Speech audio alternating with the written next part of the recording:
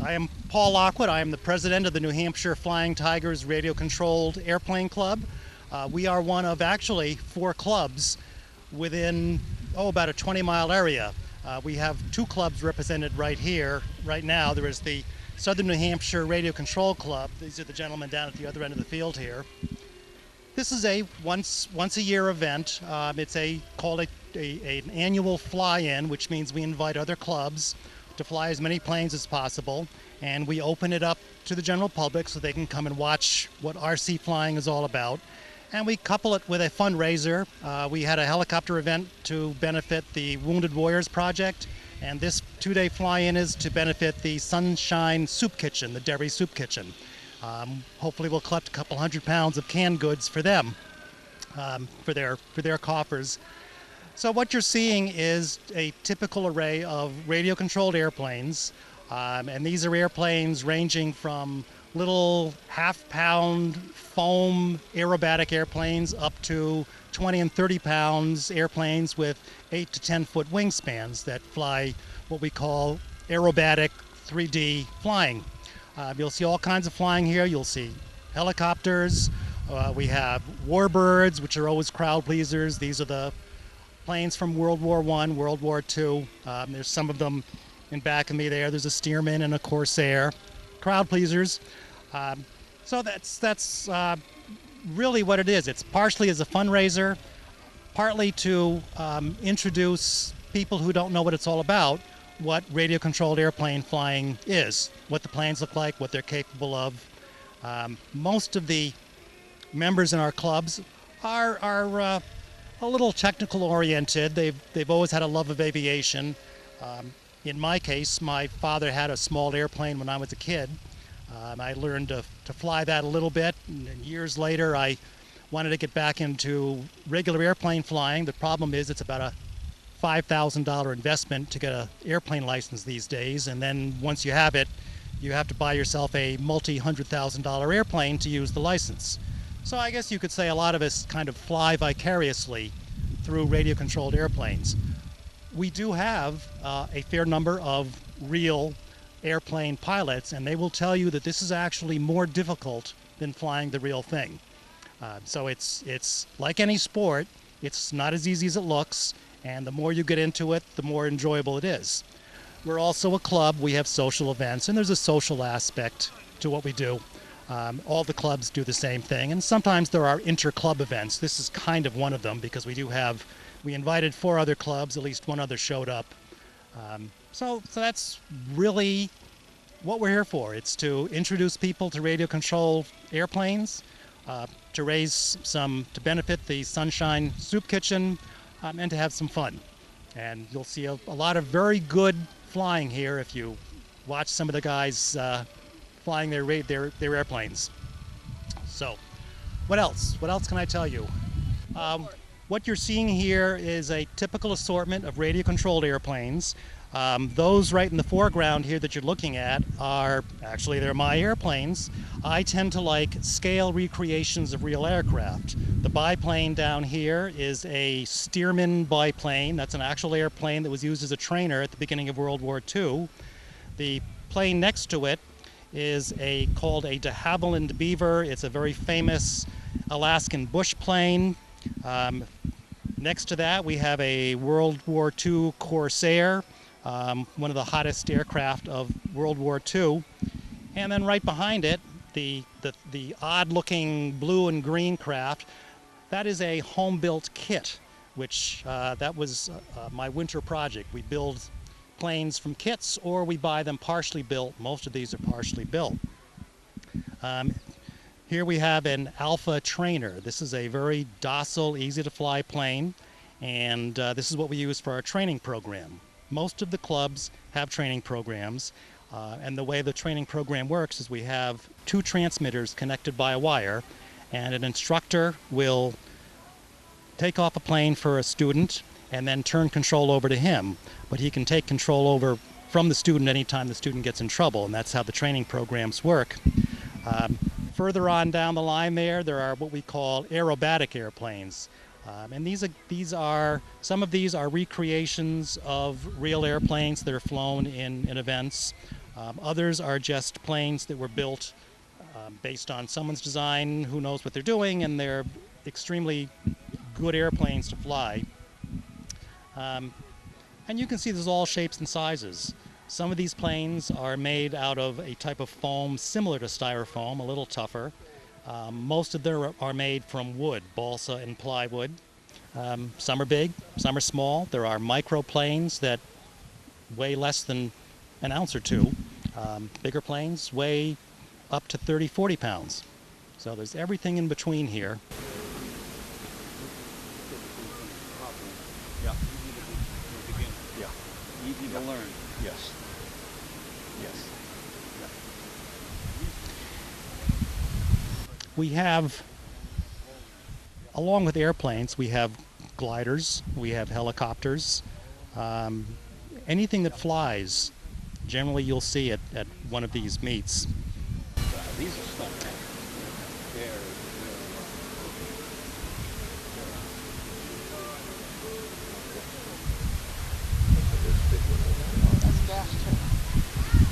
Yes, that's a good point. Some of these airplanes are gas. About 50% of them are now electric.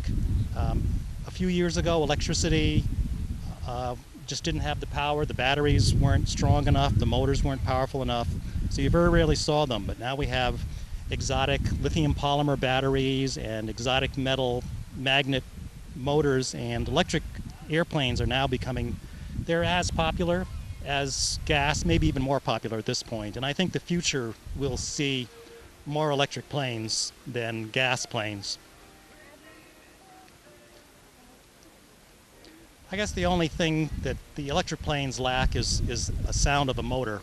They're very quiet, and somehow people like to hear that big roaring engine when a plane zooms down the runway.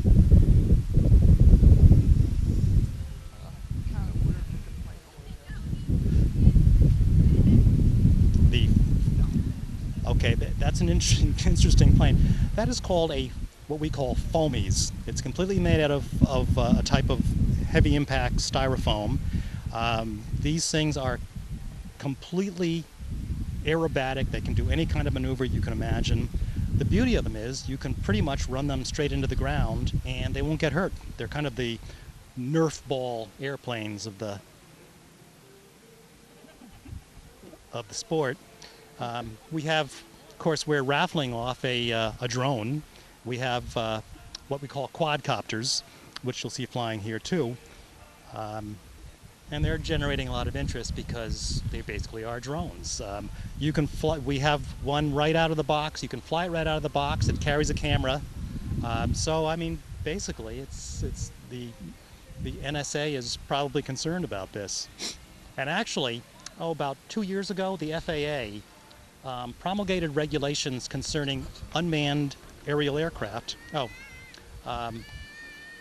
And of course, they were promulgating regulations to deal with predators and military aircraft. The trouble is, these airplanes met the definition of an unmanned aerial aircraft.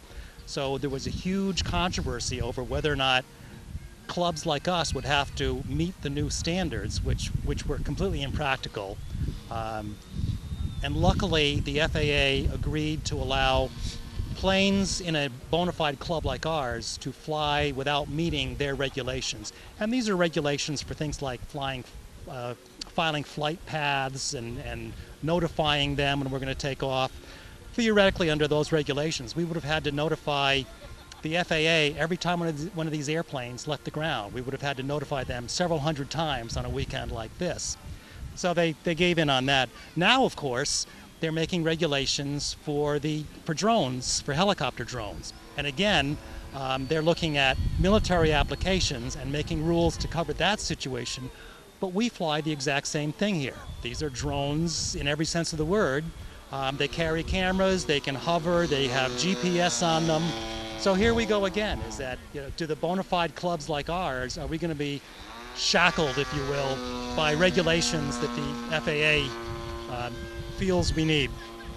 Some fancy airplanes. Yeah, come on, these are beautiful. Sorry, folks.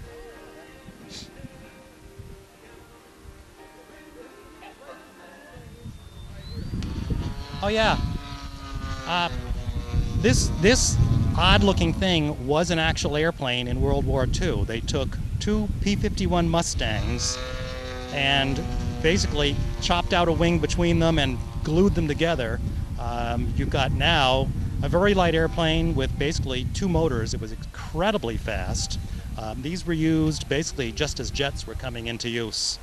Of course, eventually jets overtook them. We have here's a P-41. That's the famous Flying Tigers. That was the squadron that flew for China just before World War II. These were their famous airplanes. And actually, if you can see the logo on the side behind the cockpit there, that is the logo that the Flying Tigers used in 1940-41 at the start of World War II. A bit of trivia, that Flying Tiger was designed by Walt Disney. The Flying Tigers wanted something that was uniquely theirs and uniquely American, and that was the design that Walt Disney came up with. Obviously, this is the Walt Disney who later became a little famous for Disneyland, Disney World. These are seaplanes. These are World War II. They were called PBY Catalinas. They were observation aircraft. Very slow. They could fly forever. Beyond the Catalina, you've got a twin-engine B-25. This is the famous bomber that Jimmy Doolittle flew off carriers to bomb Japan at the beginning of World War II. At the time, America was not doing well in the war, and they needed a morale boost, and he devised a scheme to get this big two-engine bomber to fly off an aircraft carrier, and they did. They bombed Tokyo. There's several movies made about it. The yellow planes, these are recreations of real airplanes. These are called J3 Cubs. These were the Volkswagens of the aviation world. They've been built from about, I think, the 1920s right through almost to the present. It's one of those designs that it's simple, it's cheap, it's stable, they're safe, they're flyable, so they're still very popular.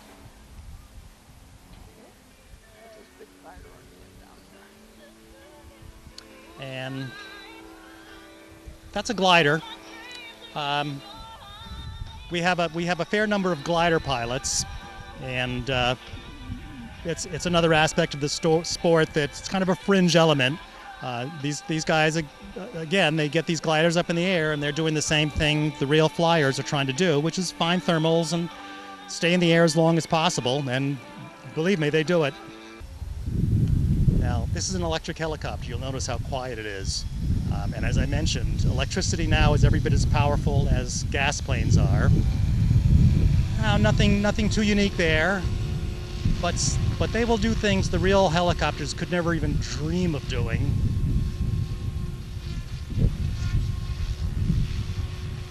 They can fly inverted, they can fly backward, forward, upside down, sideways.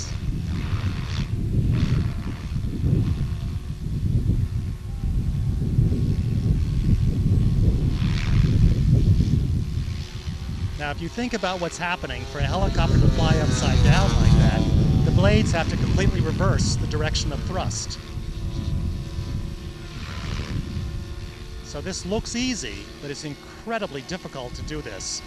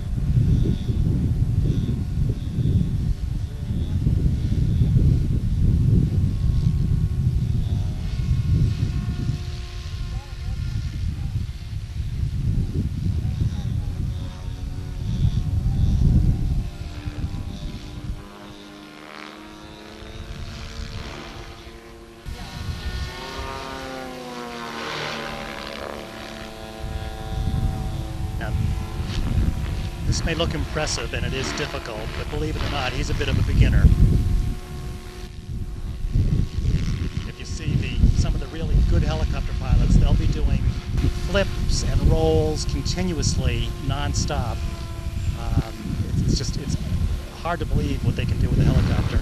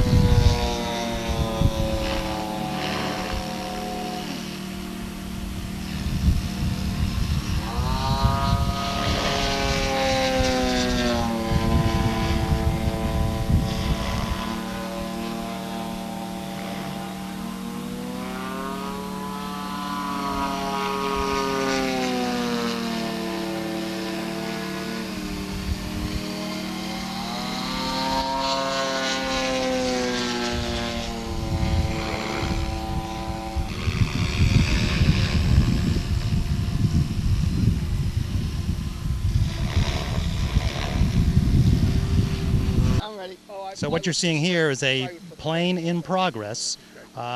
This is a B-17. It was a 4-engine bomber for World War II, very famous. And Dave Werner is building this by hand. He has, this is not a kit. He's buying the wood and constructing it piece by piece. Dave, do you have plans for this? Yeah. He does have plans. So he's got a set of plans, but it's still incredible craftsmanship to be able to do this. Now, when this is completed, this will be what, about a 12-foot wingspan? 12-foot wingspan, 138 inches. Yep. And this is also Dave's. He built this. This, if you think back to the other plane, this is another B-25. This was the Jimmy Doolittle 30 seconds over Tokyo famous airplane. And again, Dave built this pretty much from scratch. And next to that, we have yet another Dave Werner construction project. This is a C-130. It's a transport cargo plane. They've been around for about 30, 40 years, real popular plane. Military loves them. These are the planes they use as hurricane spotters. They'll fly right through a hurricane. So again, you can see the way the construction is. Each of these little ribs has to be put in place properly. Wing spars put in place, then covered.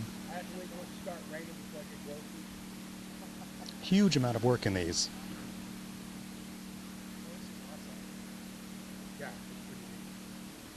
Will it become flyable?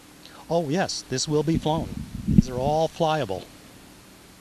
P-47 again, with the famous Flying Tiger logo on the side.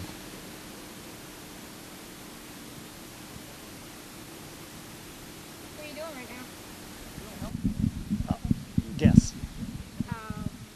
We also have available introductory flights might be way out of trend for you if you don't know how to fly or you just want to take a plane and see what you can do with All it right, within reason. so here's what we're going to do. An instructor will take you up, teach you altitude, and let you... Andrew here is one of our youngest pilots, And when you're done, and we'll bring it in he's for landing. just learning how to Tickets are fly. available up front here at the This is the registration. foam 3D plane I mentioned.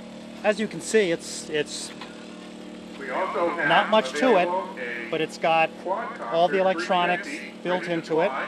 That means it's And got what we will everything you're do looking for, it's good to go. is we will Those tickets are turn our transmitter on 3 for $10 or $5 and then each. dial it to the right plane. And that quadcopter will do everything, including dance on a needle. Basically, if you're not familiar with these quadcopters, it's a All right, so we have the right plane set up in the transmitter. Now all we do is that you want to do. attach the battery to the outside, Again, the tickets are 3 for hook it up, $10 or $5 a piece. Our food kitchen is open. and then we will We're grilling hamburgers, test the hot flight dogs, surfaces. drinks of all kinds, and There's cookies, ailerons, elevators, And also, rudder, we have ADT, and then we will make sure the propeller works, with us today. Come on up. which it Bill or does. Fred. So, They Andrew want is to now talk going to you to about, fly the plane. equipment. All right, the problem is we have 4 aircraft in the air right now. Okay. We can only fly a maximum of 4 planes at any one time for safety reasons. So we have, there's a foamy, there's a 3D plane coming around, and another aerobatic plane, and the little tiny helicopter. You all have 4 aircraft at a time? Someone's got to land.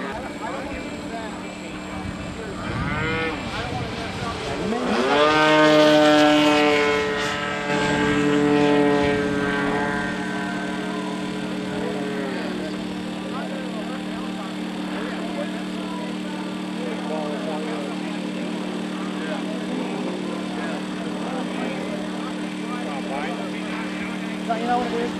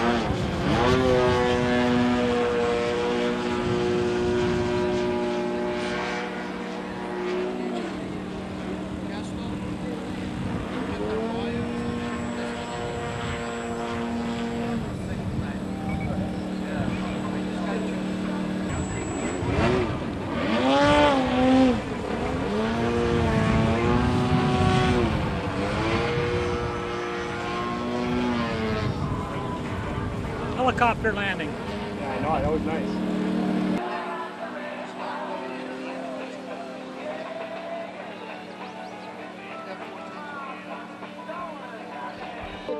Just prepping this Great Plains Cherokee for flight.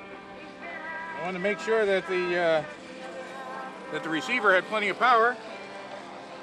If the receiver doesn't have plenty of power, you can lose all control of the plane. You don't want to do that. So she's all fueled up, and she should be ready to go. Plane's seen a lot of flights on it, and you know, we'll see up in the air. See if I remember how to do this. This is just to prime the motor a little bit. This has got an OS-46AX engine in it. Very common, standard engine. I put my transmitter on and I put the receiver on the plane so they talk to each other. I don't know if you're familiar with this, but they bind together. And if they don't bind together, this transmitter can control multiple planes, and I had it on the wrong plane. I will now put it on the right plane. I'll do this again. I put the transmitter on and then I put the receiver on.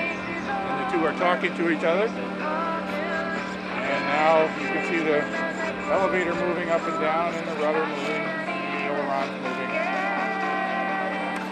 and the flaps moving. And what this does is it means if somebody else is using the same transmitter or the same receiver, they don't overtalk each other. So only this transmitter and receiver can talk to each other. They send a little code between them. So now we'll try to set her up. This is a glow engine. It runs on alcohol natural fuel.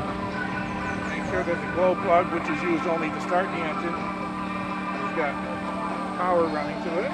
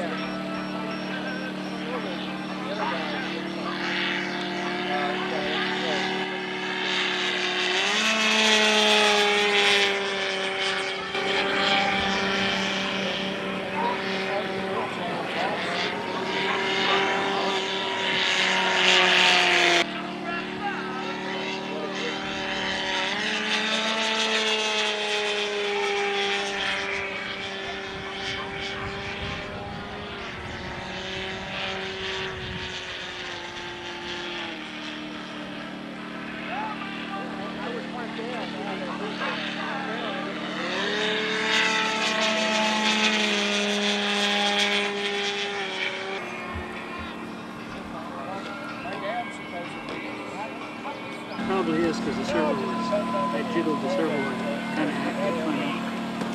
That's the only difference.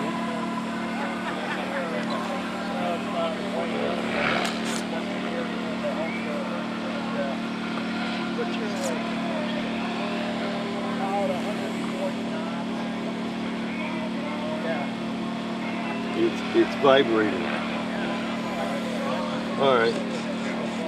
Okay, so it's working. Alright, so now we dig down in here and get this other one out of there. Let me find you. There you are. Okay. Okay, grass is a little thick out there, so on the landing, the prop caught the grass, broke the motor mount. So now we're going to take the prop off, take the front cowl off, and hopefully not too much damage underneath there. And hopefully we can put some super glue in it and get her back in the air. Move the prop. There we go. We do have some other clubs with us today. 4 screws on the cowling. They're down the far end of the field. That would be to your left side or the north end of the field. I'd also like to bring to your attention that we're doing face painting up front here. If you have little ones with you, they would like their face painted, or if you are an adult and you would like to put on a disguise, come on up. Again, I'd like to announce that we have a raffle with next squad costume. There we go. Let's take a look, see what we got. And yeah, we get a little snap right there. Well, that's going to be epoxied, so she's done for the day. This is actually basswood. So it's, yeah, all of these little tabs, got to get back in the holes there. So, yeah, this is done for the day, but it'll be back tomorrow.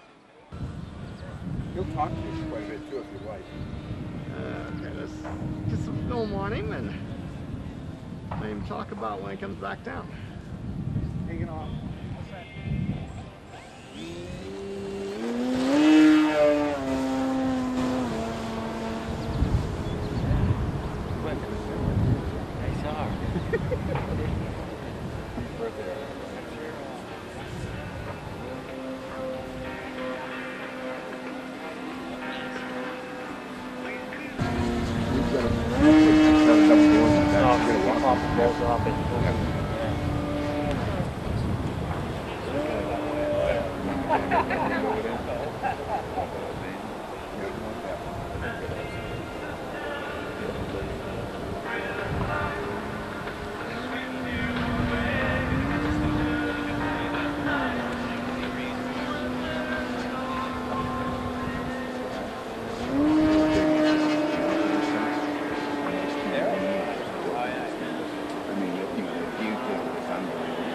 That's really something like that. But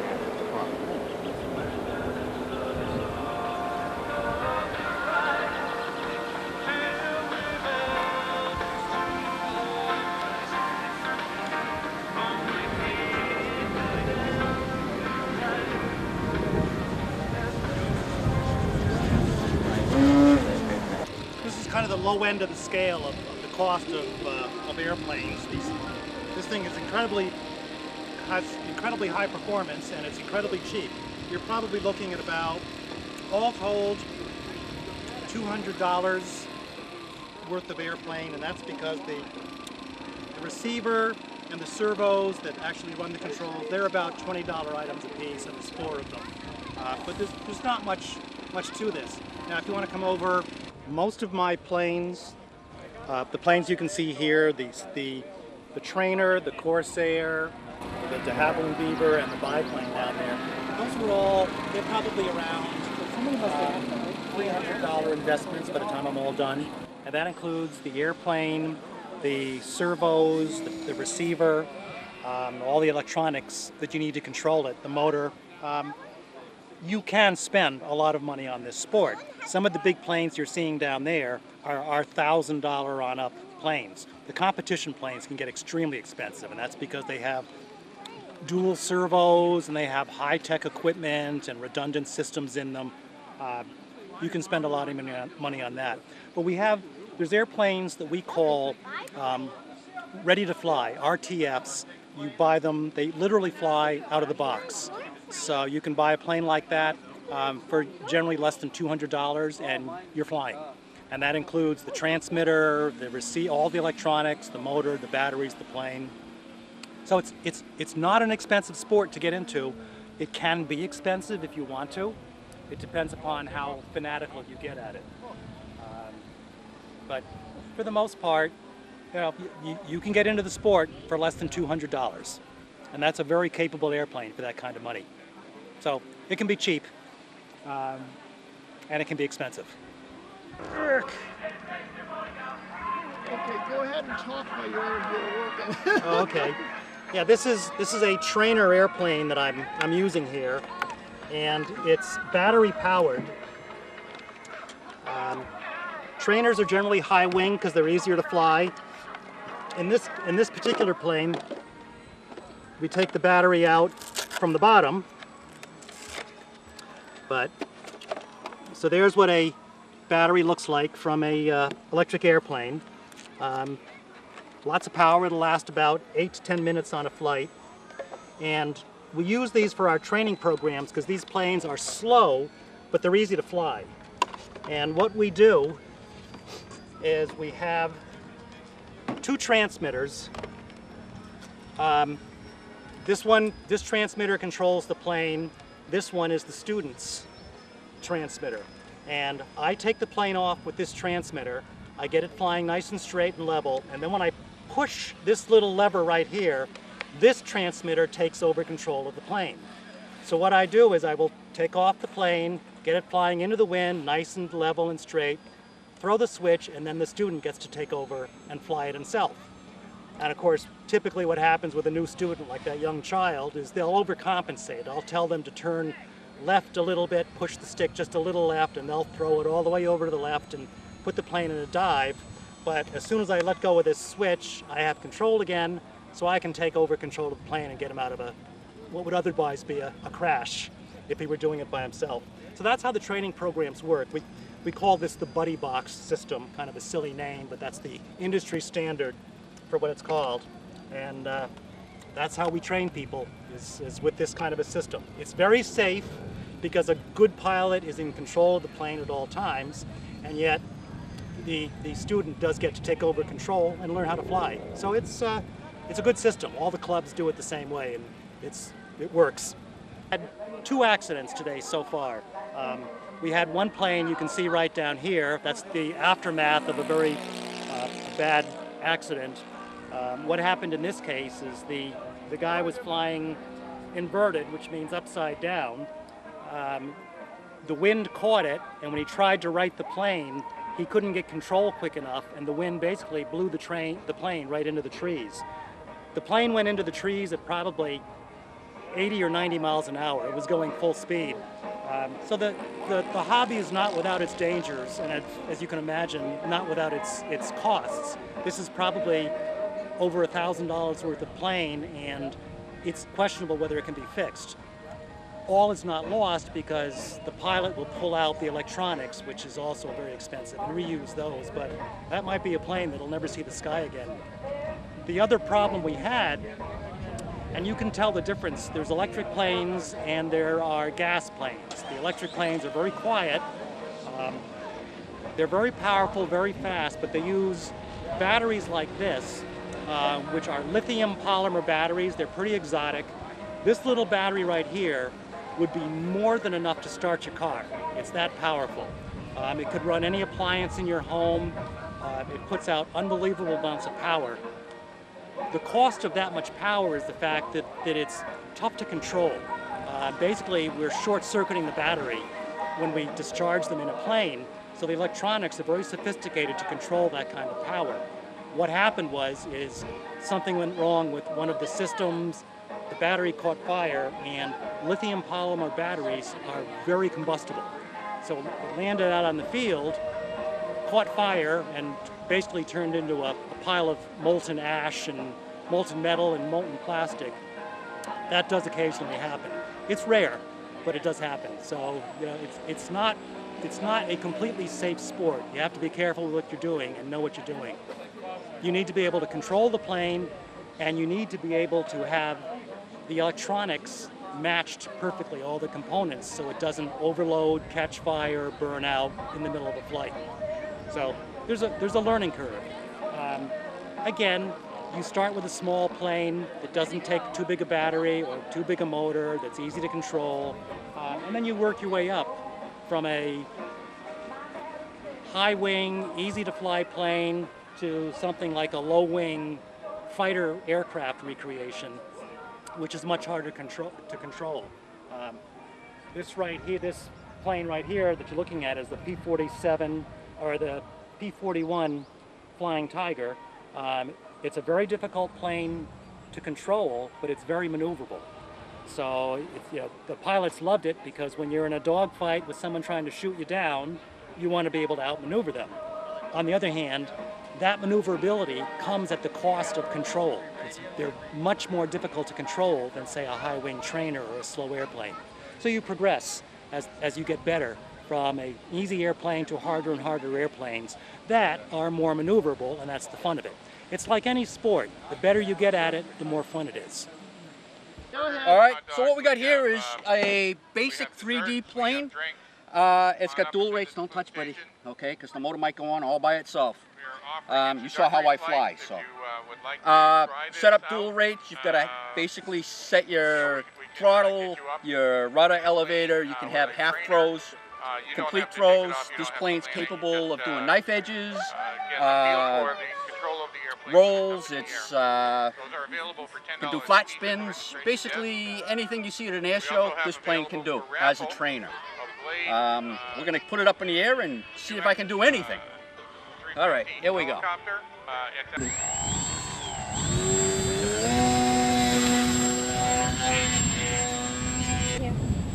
Now where is it? It's up in the sky now. Hey guys, come on down. Oh, there it is. Slow down. Slow down. We don't need the other one.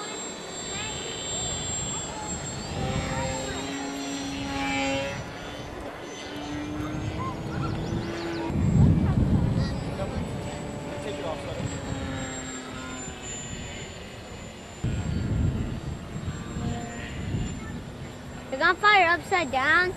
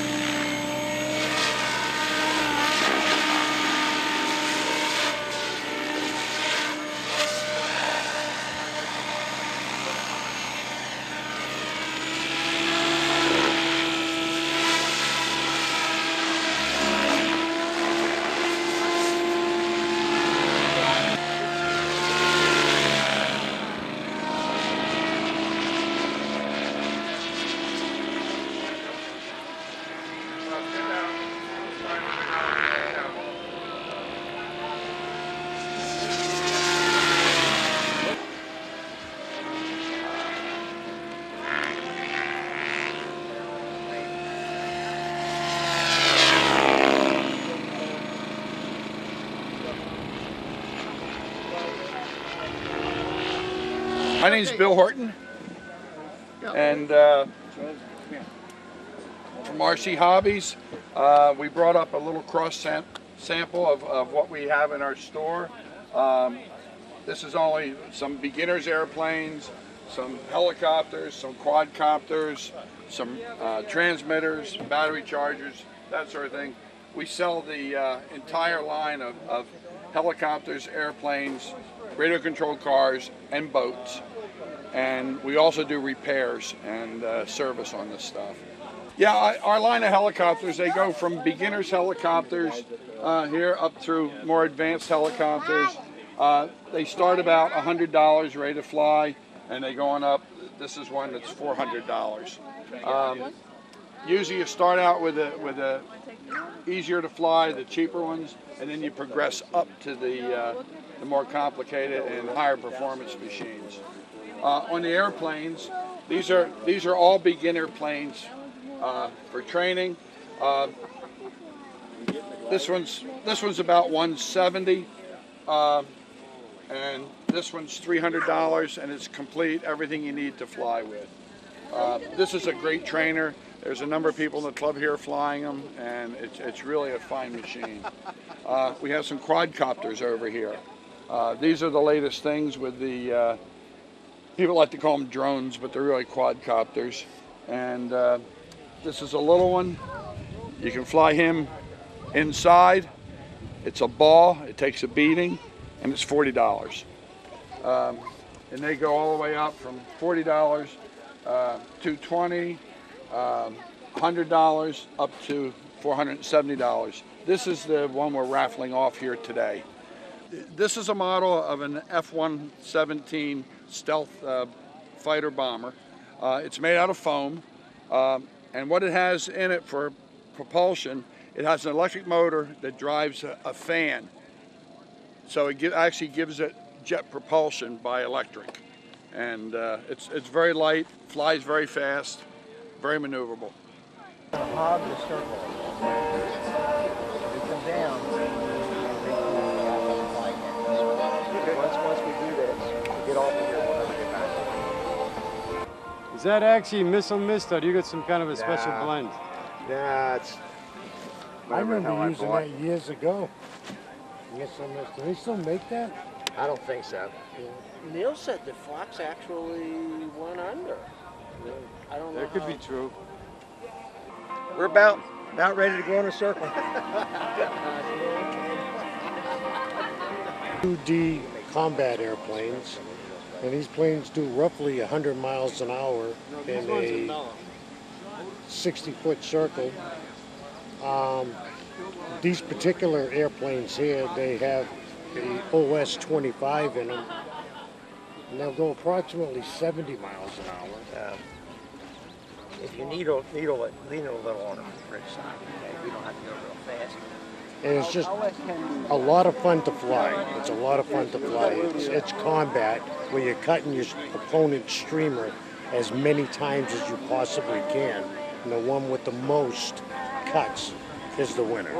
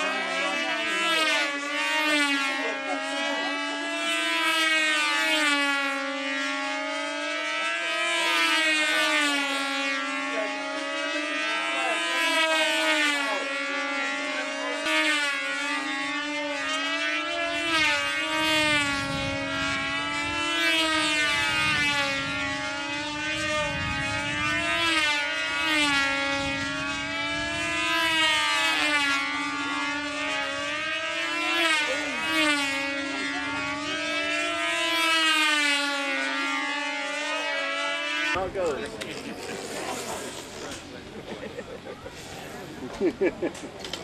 Go up and down. All ages. Hey! Much better landing than Daddy did today.